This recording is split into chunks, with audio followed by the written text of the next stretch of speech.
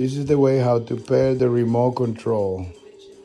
You're gonna hit the home button right here, and then you're gonna go left, scroll all the way down to settings, and in settings, you're gonna look for system, and then you're gonna scroll to the right and go over to remote device.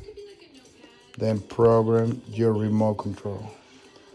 Then you're gonna select the brand, Sony.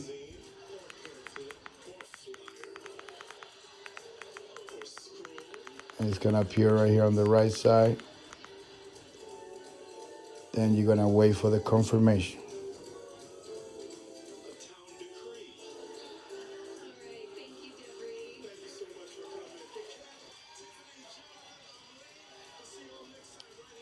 It's telling you they're gonna try to turn the volume up, which is did. You confirm, and that's it.